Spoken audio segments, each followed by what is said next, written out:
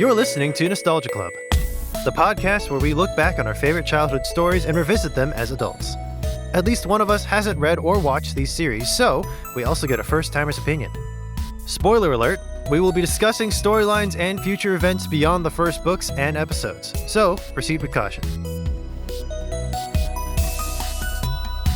Welcome back, everyone, to another thrilling episode of Nostalgia Club. I've forgotten exactly how we phrase the intros because it's been about 6 months or something since we've recorded an episode. Something like that. I think so, yeah. Yeah, so if you're listening to this episode back to back with, like, what would have been the last one? Narnia. We've been through so much.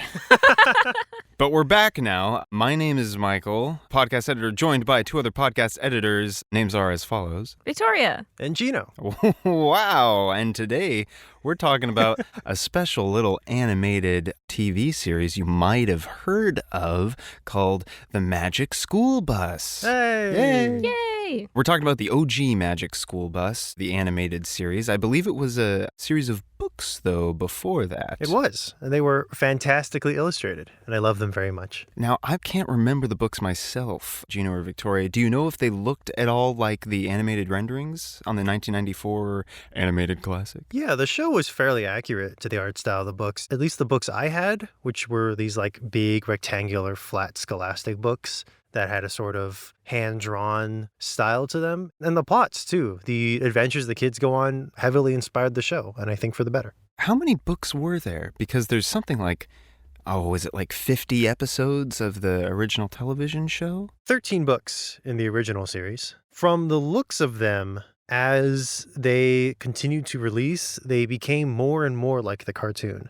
So they started out a little bit more artistically distinct, and then as the cartoon gained prominence, they slowly morphed into books with a cartoon art style. Interesting. So it sounds like a very contemporary release then.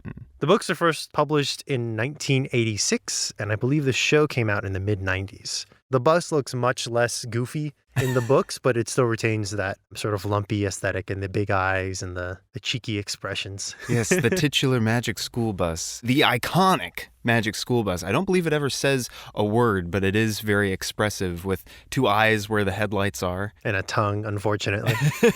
And it says beep beep. It does say beep and beep. And ka-chow. Oh, no. Oh, no. No, this is the Chad Magic School Bus. What? The Alpha Magic School Bus versus the Beta Cars versus Cars with eyes and the windshields instead of the headlights like some kind of heathenous work. I'm kidding. Take that out. Whoa. You can't tell me what to do. No, take it out. But yeah, the Magic School Bus is excellent. It's kind of like those things you hear whenever people describe inanimate objects as like, oh, the spaceship in this story is such a character. It's like, well, no, the school bus is actually a character here. It's alive, and don't think too much about it. Don't. And we won't. And one of the lovely things about the series is that for every new episode, which deals with a new scientific topic of some sort, like the planets in outer space, or the concept of friction, or the concept of sound or electrical currents, the Magic School Bus essentially gets a whole new rendering in its regard. It has a basic school bus form, but depending on the adventures the kids go on, the Magic School Bus transforms into some different form that really impresses me when I look at all this hand-drawn animation from the 90s, and every single episode, the Magic School Bus is getting a whole new, like, layout. Yeah, it goes through a series of transformations in some episodes just to suit whatever needs to be done. And then we haven't even talked about one of the most beloved characters of the Magic School Bus franchise. Sure, we have a whole panoply of kids that I'm sure we'll get to, and their various catchphrases. There's their teacher as well. Their teacher, Miss Frizzle. Miss Frizzle. We love Miss Frizzle. I love all of her outfits and the way that they change every episode to mimic whatever the topic is. She always has matching earrings, and then her dress will change patterns depending on the field trip of the day, which is just great. She's like a Time Lord. I'm sure that comparison's been made before. I love her character because there's an air of almost indifference. Like, clearly she cares a lot about these kids, and she wants them to succeed, and she wants them to learn, and she wants them to be safe. Also, sometimes it seems like she doesn't care what's happening. She kind of just moseys through life with this sort of Devil may care. Yeah, almost like an ethereal being who's just floating through these kids' lives and tossing them into a bus. And hey, volcano, you'll be fine. Don't worry about it. It definitely is like I haven't read the book, but if you've seen the OG Mary Poppins, it's like if Mary Poppins was way more exuberant, not grumpy, not stalwart and sort of prim or anything. That voice actress is going to work. That laugh that she gives, like all these kids have like clear identifiers. It's like if Mary Poppins took some edibles. I don't know what kind of edibles those would be, but she's high on something, even if it's just life. Just woohoo! It's like almost. I mean, when I do that, it sounds kind of like a bad Mario. Yeah, I was gonna say Goofy. Yeah, Miss Frizzle is constantly on it. She's having a wonderful time. And her lovely catchphrase, all these characters have catchphrases, but she likes to say, as our listeners, if they're familiar with the series, might know, oh gosh, what is it? As I always say, and then something she's never said and will never say again. Although she does sometimes repeat them. Yeah, no, there's the one that's take chances, make mistakes, and get messy. And I think that's a lovely thing. Also, seatbelts, everyone! And then the kids get tossed into the ocean. Safety first. Seatbelts, everyone! Please let this be a normal ad read. Well, I'll sure try. You're no so emotion. calm.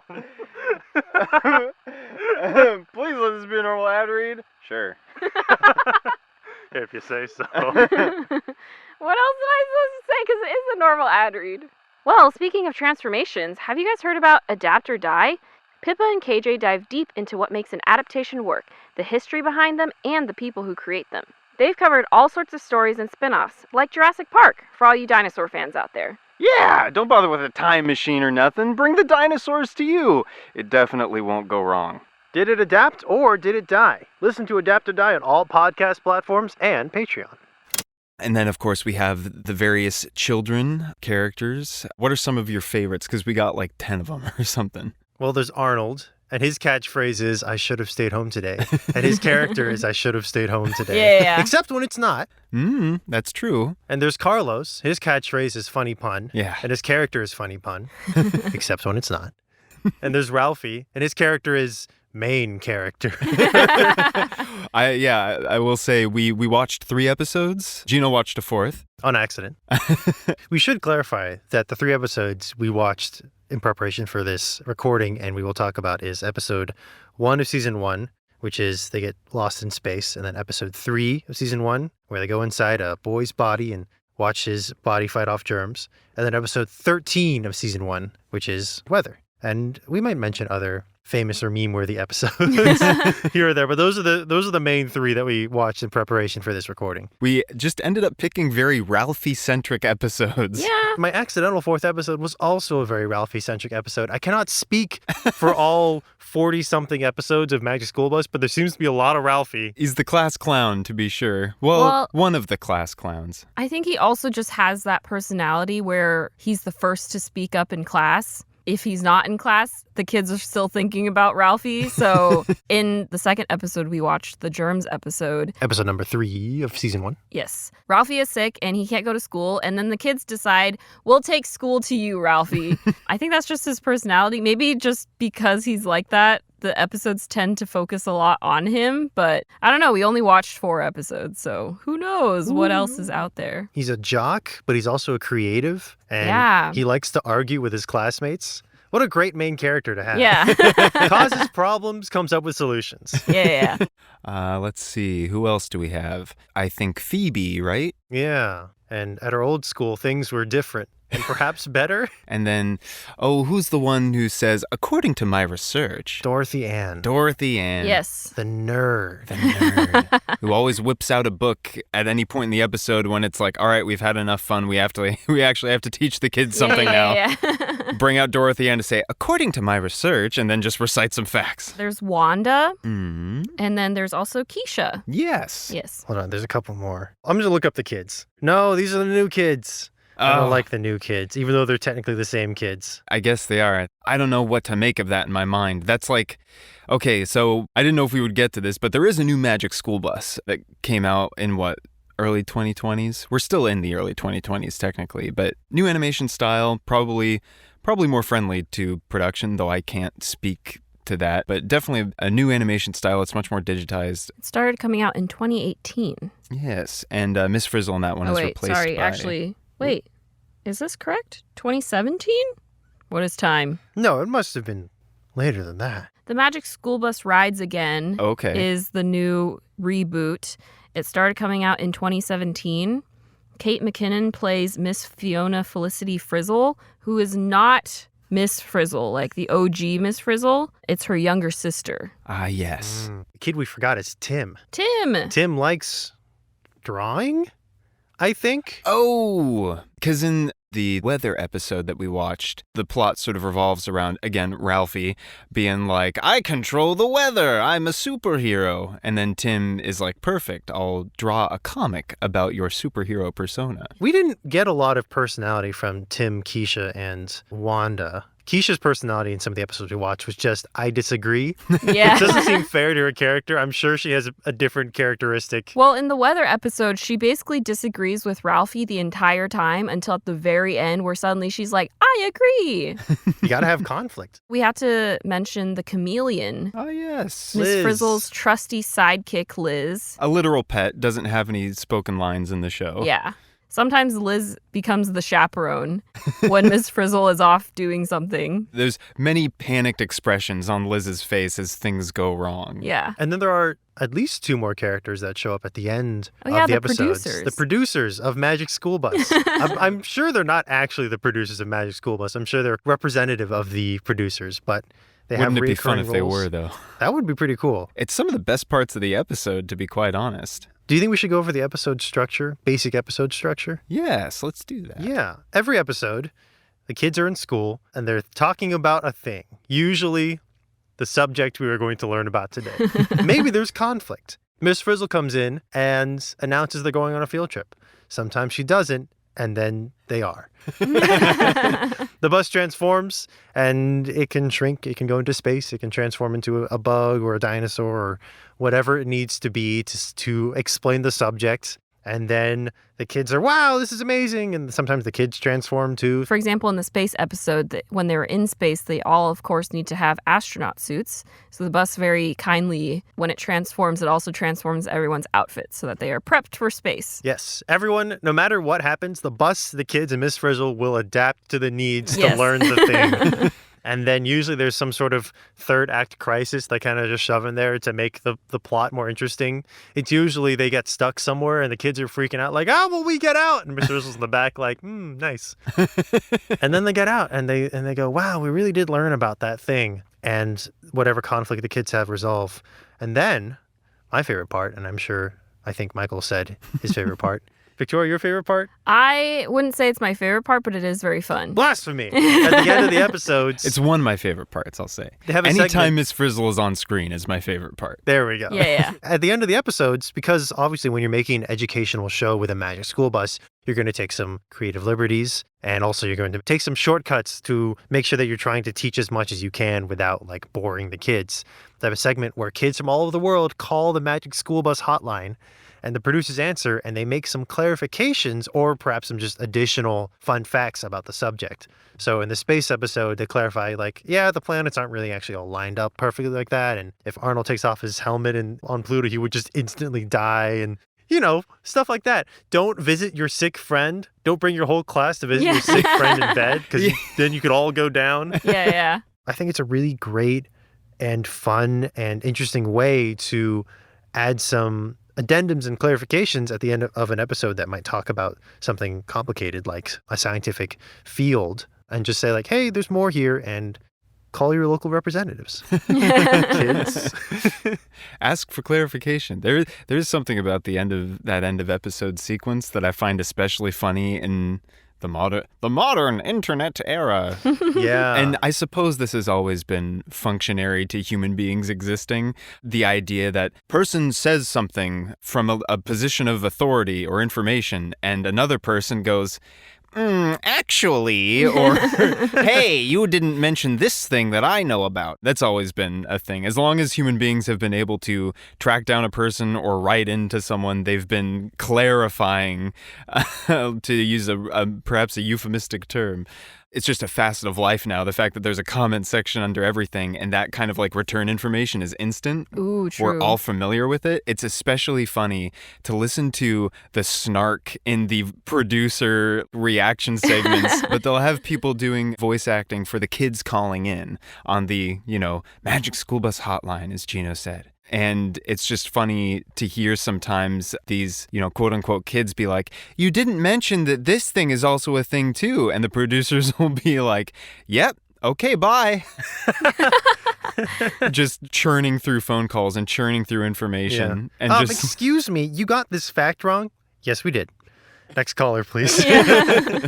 In the first episode, when the segment comes up, for a second, I didn't know what was happening because the producer, he also has a chameleon. Mm-hmm. Is it the same chameleon? It's the same chameleon. Yeah. He has the same chameleon. So at first I thought, is this like Miss Frizzle's contact from another universe?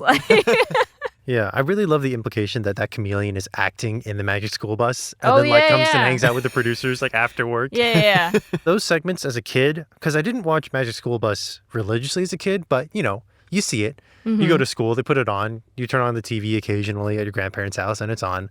And that's sort of public children's programming where there's not really commercials, so the programming never ends. So it's just this continuous stream of educational content. These sorts of in-between episode segments, calling producers, always filled me with a sense of strange dread. It was the episode's over, but it's not quite over and it's not quite beginning. A liminal space of fiction. Space, exactly. It made me feel like I was in a liminal space between episodes, and I didn't like it as a kid. Now as an adult, I appreciate it. Huh, that's so interesting. Victoria, did you watch Magic School Bus a lot? So I'm pretty sure I didn't. I think my school only ever played 1 or 2 Magic School Bus episodes, and it was always the same ones. The only one that I've seen is the second one we watched, the Germs episode. That one I remember just the shot of the bus going through the blood vessels and the red blood cells floating towards them. I remember that vividly, but I don't remember anything else. So this was pretty fresh for you. Did you... Well, honestly, the big question I would like to ask is, did you learn anything? I learned a lot, actually. Hooray! Yay! Someone call the producers, quick. They did it! It's been a while since I've been in school, so... Well, and the last time you were in school, you were in film school. That's true. I think the weather episode I learned the most from, actually, just the way they framed it as being weather is created by a mix of heat and water and wind, which is a very simplified way of approaching it. But I was like, I don't know if I've ever thought about how thunderstorms are formed in detail. I love thunderstorms. I don't remember the last time I really thought critically about it.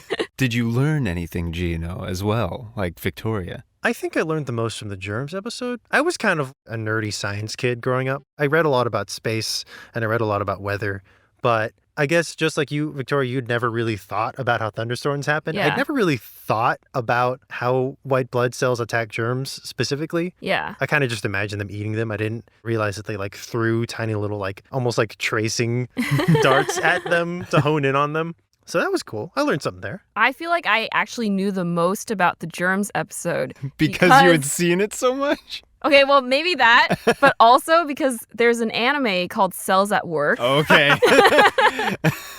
Once again, animation to the educational rescue. Yeah, and in that one, the main characters are red blood cells and white blood cells. I didn't watch the entire thing, but they do follow a similar kind of format where every episode something attacks the body and the immune system inside the body has to fight it off. A lot of the terms that are used in the germs episode, like white blood cells, platelets, antibodies, all that stuff, I was like, oh yeah, I'm familiar with these.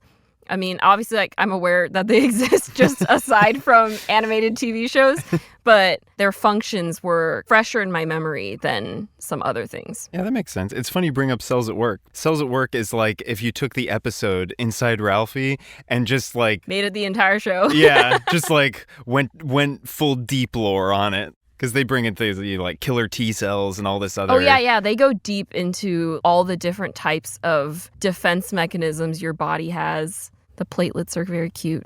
They're just like little kids. It's a great show. Fully personified. Unlike the Magic School Bus, in which case they're just like blobs, you know? Yeah. Like diagrams. I think I probably had a similar experience as you with the weather episode. Where I was like, similarly, like, I know that there's something heat, something, you know, there's stuff going on with the elements, but it was strangely clarifying. I'm just a big child. When, you know, Miss Frizzle sits Ralphie down because he's pretending to be, I'm Weatherman, shika shika kaboom, and she sits him down at the front of the Magic School Bus. A surprising number of times kids drive the Magic School Bus, and there's 3 controls that are just very easy, like cranks and like levers and wheels, and it's just like a water symbol, an air symbol, and like a sun symbol for heat. And like strangely, when I saw that, I was like, oh. Yeah. Water, air, and heat. I get it now. Yeah. I like to imagine there's just like some like weather guy up in the air, like turning levers and cranking dials and be like, all right, so there's going to be a cold front over here today, and then it's going to be like a heat wave over here. Yeah. That's Weatherman. That's Weatherman. His job is not fun. Yeah. He's killed millions. Oh, no. I would like to talk about the very first episode because I think the pilot episode of a show is always really interesting. And this one establishes a format that they never return to.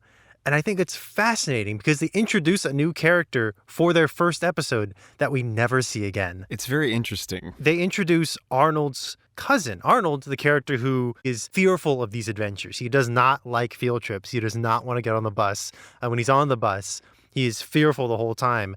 Instead, for this first episode, he advocates for the field trips, and he has to defend them against his cousin, who is here from another school and is visiting and is doubtful of the validity of his wild field trip stories, and then is also very braggadocious. Is that the word? That would be a very academic way of putting it. I would say annoying. Annoying. She's a bit of a jerk. She's always bragging about how much she knows and how much she knows better than the kids here in the Magic School Bus classroom.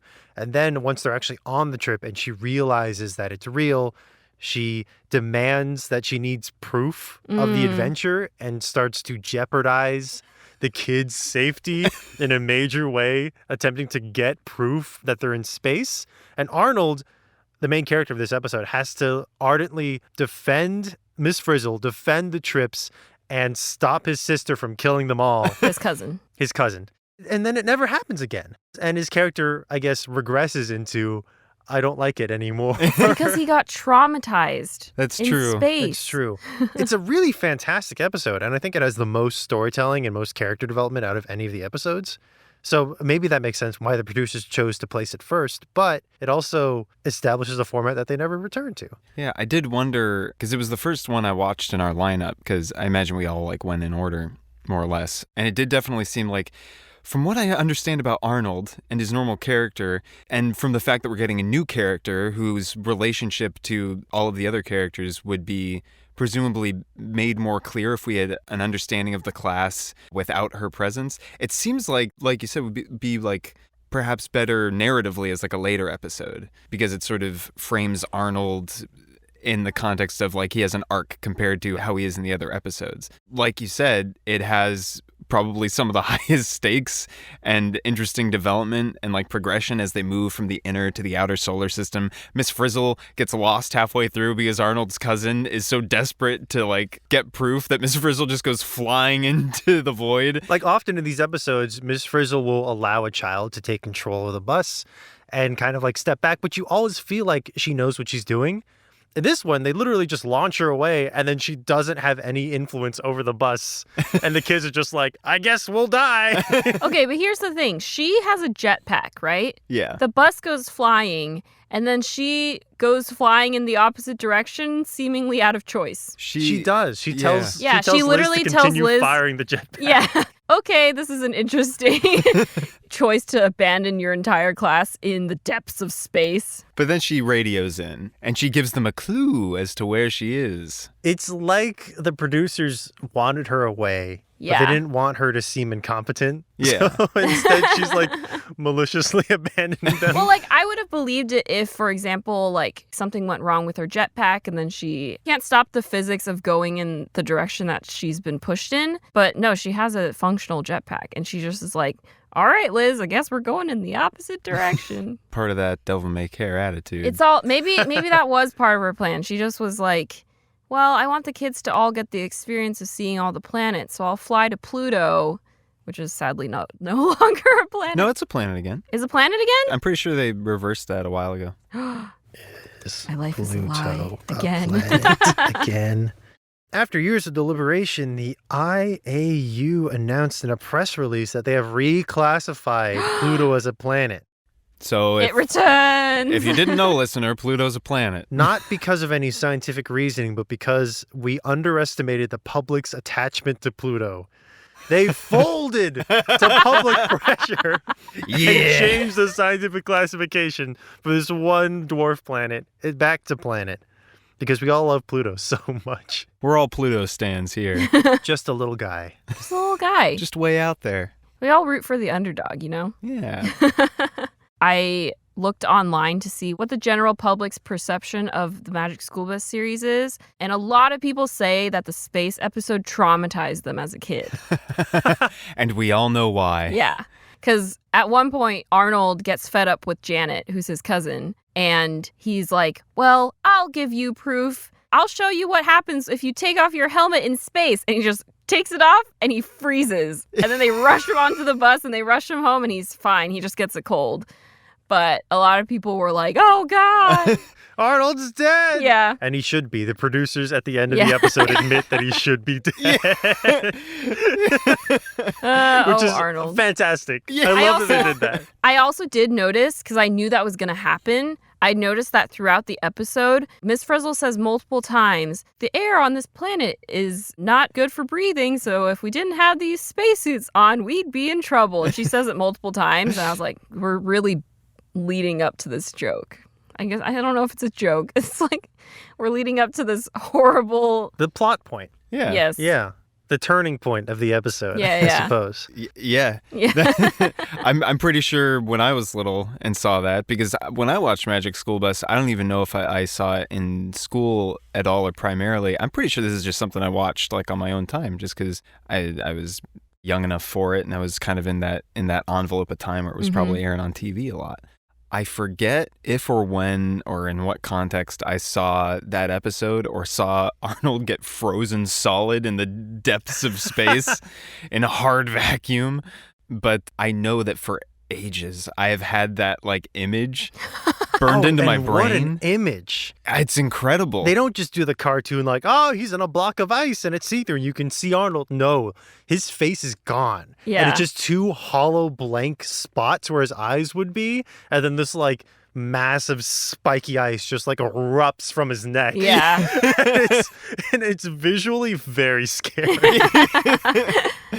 They went hard for that one. Nothing but respect for the animation team. And respect for making a genuinely dislikable character in a Magic School Bus episode too. Oh my gosh. gosh. You loathe Janet by the end of that episode. She's so annoying. It's like she's a kid.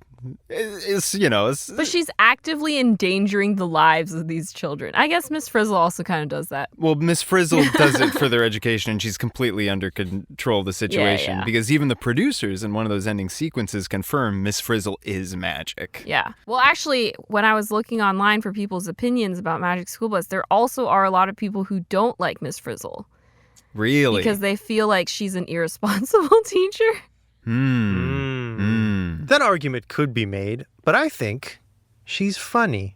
and that I think wins. she's And therefore you're wrong. I mean, I think it's people who are like taking the show a little bit too seriously. Like in Probably. the end, it's meant to be like an educational children's show that teaches kids about science. At least when I think about Magic School Bus, I think about how fun school is and how fun it is to learn about cool things. It'd be cool if we could just like shrink down and go inside someone's body. Actually, that one's a little bit questionable. It'd be cool if we could shrink down and become a frog. Yeah. They do Yeah. that once. I would Yeah. like to shrink down and become a frog. Yeah. They do, unfortunately, return to human form at the end of the episode, which is very sad for them. But they did experience frog for a while. They did. They had to flee from a heron.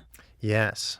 They also did get turned into fish eggs, and then unfortunately, Get fertilized. which is that's Educational That's is been what it memed is. on a lot. The kids get like not the bus. The kids Yeah. get turned Oh, into no. eggs. We don't need to talk about it too much. This show, like, the various transmogrifications that occur are very interesting. Like, in the Inside Ralphie episode, they have trouble getting inside Ralphie's system. And they make an interesting point about how your body is designed to keep foreign substances out. Yeah. So they try to go down his windpipe and he coughs them out. And so instead, they go into like a cut, like a little scrape that's on his knee. But the rendering artistically for that, Ooh. this is one of those things where, like, as a kid, I didn't even like think twice about it. I was like, oh yeah, that's a cut, and they're gonna go in the cut, and there's a little splash of blood as the bus jumps into the cut. But as an adult, I'm like looking at this incredibly like microscopic, as the best that they can do, rendering of like Ralphie's skin and these giant hairs sticking out, and like the scab rimming his cut, and I'm like, whoa. So interestingly, because I said the germs episode is the only one I really remember, my memory of them like entering through the cut is so different than what actually happens. Really? Before I rewatched the episode, whenever I thought about that scene, I was like, oh, like he just has like a small cut on his knee. Yeah. And then they just like fly in. How it actually happens, he like has a Band-Aid over it and it's like a big scab. And then they like plop into a pool of blood on his knee and then they dive in, and I was like, whoa. Yeah, it's like a big liquid pool I of almost blood. was like, was there a different episode where they go inside someone's knee? Is there another one that's more focused on just like, what is it called? Circulatory system? Yeah, the circulatory system. There is one where they go inside the body, but into the digestive system. Yeah. I was like, oh yeah, I remember like Ralphie has to stay home and then they go visit Ralphie. I didn't remember all the broadcast parts, which There's a subplot about it's broadcast day. there's actually a lot of focus on broadcast day, and I was like, I didn't remember any of that. But Who's okay. watching these kids on broadcast day? And what do they think after they see the inside of a child's I feel body? like broadcast day is just for them. They said it was going out on like live TV. or Oh, something. well, I don't know. I don't know how aware the rest of the world is of these adventures these kids go on. Even though that kind of thing is something you could probably only get away with in an educational show like this, because when I think of like shows intended for kids that are like kindergarten age or lower, I don't tend to think of we're going to show a zoomed in view of this child's blood. Yeah. It was definitely effective. I learned a lot about germs as a kid. A lot of the imagery, I think, for stuff like, you know, the immune system or the digestive system, my concept of the digestive system was established from the Magic School Bus. Yeah, I feel like this show and the book series, and also the expanded media empire that arose from Magic School Bus, which I played their video games. They got good. Well, I wouldn't say good, but they had video games. Yes, I feel But you. they did establish in a whole generation's minds what these scientific concepts look like. I bet that if you go into classrooms of that era and looked at like these kids' drawings of whatever field of the natural world that they were exploring, it would look like the Magic School Bus. Have either of you played the Magic School Bus video games? Was there a dinosaur one? There was a dinosaur one. I definitely played that one to completion. I don't remember any details, but I remember Could that you I did. complete it? Was that a thing you could do? I completed the dinosaur one. Whoa. I never figured out how to complete it. Did you play the space one? I had the space one. I didn't play it as much because I like dinosaurs more. Yeah, same.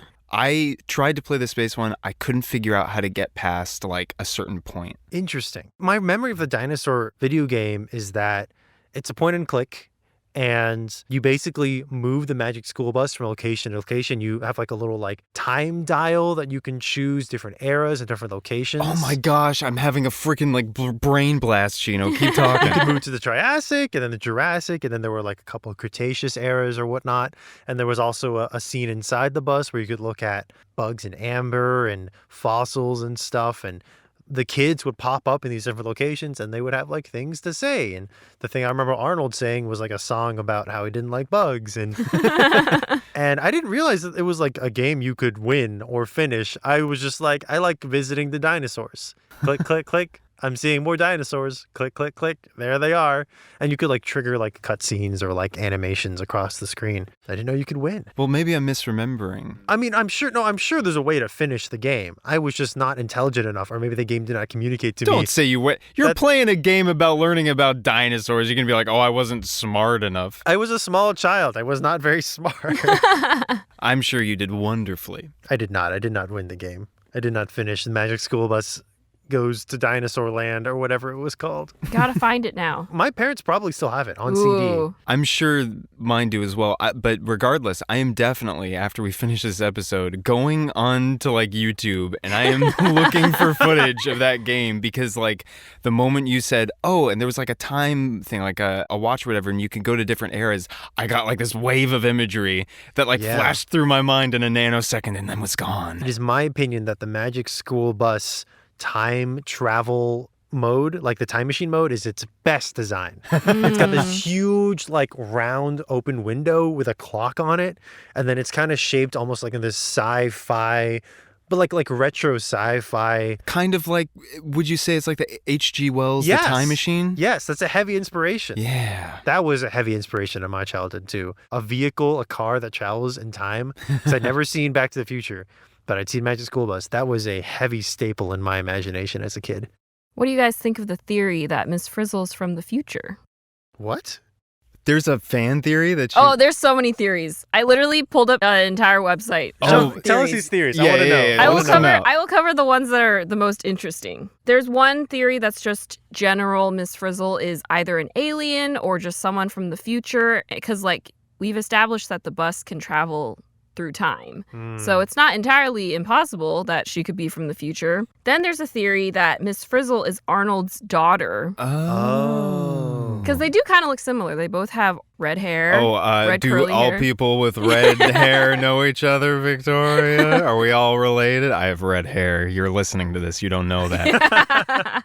But that's an interesting idea. There's another theory that Miss Frizzle is related to Michael. No, I'm kidding. I'll take it.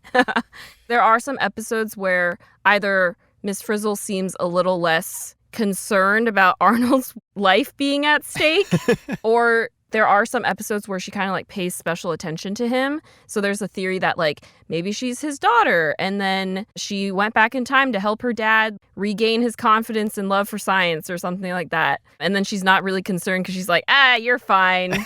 You'll grow up. And I'm still here. Yeah. You're still here. You'll survive this volcano. Yeah. There's the Miss Frizzle is a Time Lord theory. Doctor Who Time Lord. Hey, it fits. A lot of it fits. The eccentricity, the TARDIS, the disregard for human life, it fits. There's a theory that she's a witch and Liz is her familiar.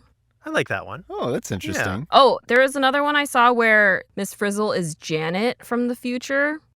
Interesting. And she's coming back in time to make up for how annoying she was. I don't really buy that one. But man, what a character arc, huh? Yeah. Well, it would be kind of interesting to think about because Janet only appears in that first pilot episode. So, like, is that the producers, like, giving a nod to Miss Frizzle's true identity and whatnot? It is interesting, specifically for that first episode, how many, like, curly-haired redheads we have on screen.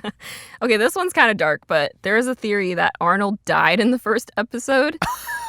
And he's just hallucinating? Is this a coma theory? No. Okay, well, this one specifically says Arnold is in purgatory. Wait, Arnold is in purgatory and his penance is to go on all of these field trips? Arnold's punishment is to have to live through 4 years of fourth grade field trips before being allowed to go to heaven. Okay, I feel like there's a theory like this for every fandom yeah. of every. Because it's like so easy to do. Yeah, like it's like in Pokemon how there's a theory that Ash has just been dead this whole time. Oh right, because he gets he's like 10 the entire series. in like the first episode he gets like electrocuted by lightning, and so the theory is that he just died and now he's like.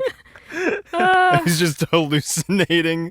Okay, but here's the thing Years that of- someone added to that, because Arnold is canonically Jewish and they don't believe in purgatory. And then someone responded, he converted? Oh my gosh. Wow, the Arnold lore. Yeah. Wow. If I may add to the Arnold lore, Janet does come back. Oh. She comes back at least once a season. What? There is a theory that the sister, Miss Frizzle, in the new rebooted series is actually Janet. Interesting. Okay, so The threads okay. on this conspiracy theory board are No, getting this very leads tangled. me to another big theory, which is that Miss Frizzle is Arnold from the future. Oh, okay. I think I like that Miss Frizzle is Arnold a little more than I like Miss Frizzle as Janet. I like definitely. I like a future Miss Frizzle coming back to her past to try to like give courage to her past self. Yeah. Rather than Janet, who's Yeah. the worst, coming back and trying to atone for her sins. I knew about the Miss Arnold, sorry. Miss Arnold. I knew about the Miss Frizzle is Arnold theory, so that's why I was looking it up, and then I found this whole page that just has like every theory that anyone's ever come up with. And so then I was like, oh, I guess she could maybe be Janet, but I don't like that as much because Janet is just such an annoying character that I can't even imagine Miss Frizzle being Janet. Yeah. It's a testament to how great the show is and what an impact it made on our generation when it's a kid's show about education and it has all of these fan theories and this like very strong online presence still. There is a theory that we don't see all the field trips, we just see the science ones. So it could be presumed that maybe they've gone on other field trips, like history field trips or Other dimensions. Yeah. There are a lot of fan theories that are just like pulling characters from other franchises and connecting them to Magic School Bus. Like I saw one that was like Miss Frizzle is from the Welcome to Night Vale universe. Oh my gosh. And then there's one that's Morty from Rick and Morty is Arnold's father. I don't like that one. No. It feels meaningful or relevant that you bring this up because, like, all of these theories about Miss Frizzle, whenever I'm watching the Magic School Bus, I feel like the weight of, like, narrative and, like, mythological tropes behind Miss Frizzle and, like, everything she embodies, the eccentricity, the powers over reality and fate, the function as, like, an educator of some sort, some form of, like, sage. I can feel, even if I don't have context for all of them, I can feel like the momentum of like storytelling throughout history and like character tropes that have like over time like iterated upon each other to eventually, as one of its, you know, variations, produce the character of Miss Frizzle. Because I feel like you run into this kind of like version of like essentially like the witch in the mountains who exists to have strange controls over fate and destiny and like an oracle of some kind provide guidance to misbegotten youths with, you know, grand destinies and needs to understand the ways of things. I'm both a fan of the theory that Miss Frizzle is like a witch or some kind of like superhuman who has these like special abilities. But I also like the idea that she's just a teacher who loves taking her students on fun field trips. She's also representative of like every amazing teacher that you've ever had. Yeah. Who like, even if they don't take you on actual magical like field trips, you still feel like you've gone on like an awesome journey with these teachers. Yeah. She's just teaching them in a way that feels magical, and the kids in their head are envisioning these amazing adventures. And also, who doesn't love a field trip? I would love to get out of the classroom and go somewhere else, please. Anywhere else. I guess true. maybe this would be a fun question. What were your favorite field trips growing up? Or just one favorite field trip? Ooh, that's a very pertinent question. My school, I mean, I'm sure frequent listeners and also my friends will know that I went to a very unorthodox school. And I was very privileged to be able to go on many very unique and expensive field trips. I think I've told at least one of you about the time that my class went to a beach in San Diego, like almost like a marine preserve or like a marine biology like educational lab on the coast. I don't remember the context for this trip very well. It was a while ago, 7th or 8th grade, maybe 6th grade. I can't remember. Okay. But it was the whole class. And they put us up in these little like bunks in these little cabins. And then they split the class in half. And so each day, half the class would go do an activity. And the other class would do a different activity. And then the next day they would swap. And so one day, the 2 activities were surfing on the beach. We learned how to surf. Cool. And taking a little boating expedition out into the islands to look at seals and fish and go snorkeling. A lot of cool, fun stuff. And so the first day, my half of the class gets on the boat. It's a bright, beautiful, sunny day. And we putt off to this island to go look for seals. Now, the waves were pretty intense that day, and we didn't really know why. They were high and they were violent. And so the entire class became devastatingly seasick. And I mean to the point of like paralyzed on the deck, like lying face down in the sun, seasick. So we arrived and only a handful of us were feeling good enough to get in the water, and the water was freezing. And so no one had a good time. There were no seals anywhere. No. And all too quick. They were like, all right, get back on the boat. And for another like hour and a half of boating, we rode these horribly high waves. By the time we pulled into the dock, it's like we'd all been hit with this horrible disease because it was just like 24 like kids in bathing suits just like face down on the deck, like immobilized by seasickness. It's like some terrible tragedy to happen where we rolled in and all these like small bodies just motionless, just oh no. But it's okay. Tomorrow we're going to learn how to surf. So we all go to bed, and the next day we wake up and we look up at the sky and it's gray and it's dark. That's new. It's different. Oh, well, go to the beach. We'll learn to surf. Wave goodbye to the other half of the class. Enjoy your boating trip. We get on the beach and the instructors look up and we see lightning. Rain clouds rolling in and the waves are violent, even more violent than the last day. We're like, oh, that's why a massive storm is hitting us. And so we're all standing shivering on the beach in our wetsuits with these surfboards. And they're like, maybe we'll do this inside. Your activity today is to stand on a surfboard inside. Fun. And we're like, we hope the other half of the class is okay. And we see their boat rolling into the dock. But instead of us, where we're all like laid out on the deck, there's no one in sight. The boat is a ghost ship. And we're like, oh my God, what happened? And one by one, they all pile out of the bathroom in the center of the boat. No. Apparently, they made it out about halfway there and the storm hit. And the only safe place on the boat was the bathroom. So the entire class piles into the bathroom because that's like the center of the boat. That's where it's the least rocky. And so they're all in there just like trying not to puke as the boat like crashes so around miserable. the San Diego coast and like tries to turn around and come back. And it's like they'd all been through like a washing machine on like the roughest cycle. 2 horrible boat trips for the class. Goodness. And that's like the main thing I remember from that trip. I don't know why we were there. I don't remember how long we were there or how we got there. I don't remember how old we were. I just remember that there was a boat trip and it was bad. And then there was a second boat trip and it was much worse. Incredible. On a more traditional field trip, they did once tell us they were going to a baseball game, and we thought, oh, the Houston Astros, our local baseball team. And then we did not visit the Houston Astros. I've told you this story. We visited the Skeeters playing the Barnstormers. It was fun. For whatever reason, I can only speculate. I feel like the Skeeters versus the Barnstormers was probably more fun than if you had seen the Astros. Oh, for sure. I guess. Do you remember who you were rooting for? We didn't really root for either of them. I mean, who do you root for? Skeeters versus Barnstormers. How do you pick? Yeah, it's tough, actually, huh? On the bright side, it means you get to cheer at every single home run. Oh, we did. People were very annoyed at us. We cheered at every pitch. Strike or no, ball or no, hit or no. We cheered at every pitch. And we made some people very mad because we weren't, quote, taking it seriously, unquote. And they were right. Yeah. We weren't.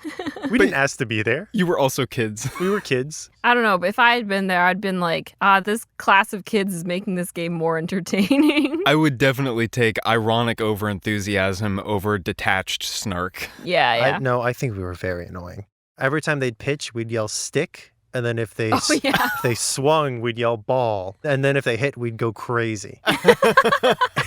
And that was it for us. We were not fun to be around. It was not cool of us. Well, on the bright side, now you have a little bit of extra content for this podcast. I do. What about you, Michael? Favorite field trip? Well, gosh, I should have gone first because we just got like 2 or 3 like quintessential Jino school stories, which it's always a great episode of Nostalgia Club when we get a Jino school story. Thanks. I went to like a K-8 Catholic school, and I think in like the 6th and 7th and 8th grades, there was maybe like a field trip a year. But I was the kind of kid who got real homesick. You were Arnold. I was Arnold. The theories. The theories. I have the correct Michael, color you're hair Arnold and everything. And Miss Frizzle and Janet. All from different timelines. The Alpha and the Omega. All I remember is that like I would like choose not to go on the field trips. So for like a week, my class would go on a field trip, and I would do what Arnold always wanted to do, which was stay home instead. Fascinating. I can say as an adult, maybe at least 1 or 2 of those I would have preferred to go on, just to be able to look back on. But the 7th grade field trip was to Catalina. Hey. And I don't know if any of you recall what Catalina was like at a certain point in 2007. I did not know Catalina existed until I moved to California. For those who don't know, Catalina is a small island off the coast of California. That's true. You're right. You're out of state. Yeah.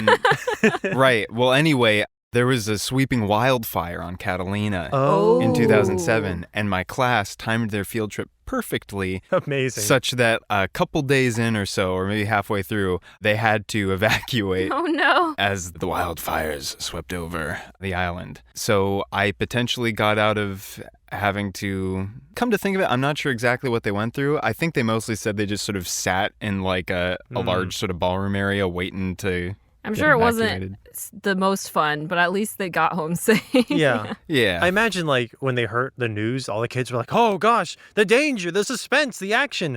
And then it became, We just have to sit we're sitting here. in a room. So all of your school field trips were like week-long endeavors. Like there wasn't just like a day trip to a museum. In high school, there were a few like day field trips. I don't remember any that especially blew my mind. They seemed to be like for English classes. For example, we read The Once and Future King. We're all going to medieval times. Oh, that's Yay! fun. I would have loved to do that. Beyond that, I would say my experience with field trips, mundane. I was living that Arnold grind set. Hell yeah. Which is to say not going on field trips. What about you, Victoria? Yeah. Field trip stories. The field trips I most distinctly remember are from 4th grade. So I'm from Colorado, and 4th grade, you exclusively study Colorado history. The whole goal of that year is for you to go to all of these Colorado landmarks or just like important Colorado places. So my favorite that I remember is we went to the Argo gold mine, which is one of the, well, I don't remember facts anymore, but like it's a old gold mine. It's one of the Argo gold mines. In Colorado. It's in the mountains, not like deep in the mountains, but just like what we consider like mountain area. I mean, it's Colorado. It's mostly mountains, I imagine. Yeah. Coming from a state with the height and depth of a piece of paper. Yeah, I'm sure my friends from Colorado will listen to this and be like, actually. Anyways. Just like the kids calling into the Magic School Bus Yeah. hotline.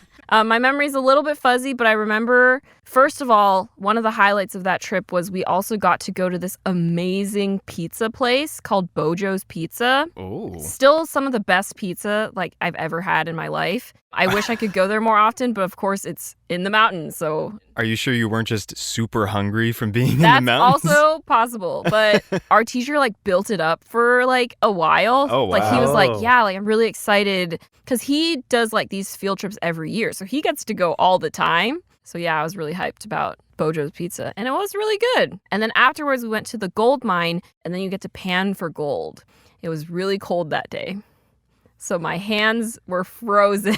Oh, no. They like run water through and they have like, what is it called? Like, Is it in like a trough of some yeah, like a kind? trough of just like sand and dirt and then running water the entire time. So you get your pan and you scoop up some dirt and then you run it through the water. You shake it out until you get something. got a lot of pyrite. But it was still fun. Like, I like Yeah. the pyrite more than the gold. It's a bigger chunk. It's more exciting when you're like panning and you see something shiny. Yeah. Rather than like a tiny speck. I also remember in 4th grade, we were supposed to go to the Denver Mint, which is where they produce Mint. Yeah, no. Every time we tried to go, either it like was closed or something along those lines. So I've never been to the Denver Mint, even today. Wow. We Yeah. got to go. Yeah. We got to take a We pilgrimage got to to the take a Denver Mint. Nostalgia Club field trip to the Denver Mint. Any last thoughts before we wrap up this episode? Magic School Bus kind of speaks for itself. Wonder if they're paying Liz. How much do you think Liz makes? Liz is a lot of work. Drives the bus, sets up the field trips. It's just an animal. Is Liz tenured? I sure hope so. Asking the deep questions. Yeah. Until next time, take chances, make mistakes, and get messy. Hey! Yay! And put on your seatbelt. Seatbelts, everyone! Please let this be a normal field trip. With the frizz, no way. Cruising on down Main Street. in the key of G. Cruising on down Main Street. You're relaxing, feeling good. Bye.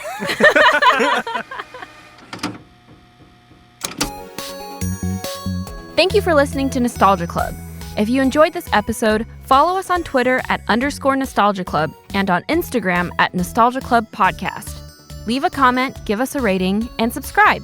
You could also send us an email with your suggestions for what we should review next at nostalgiaclubpodcast@gmail.com.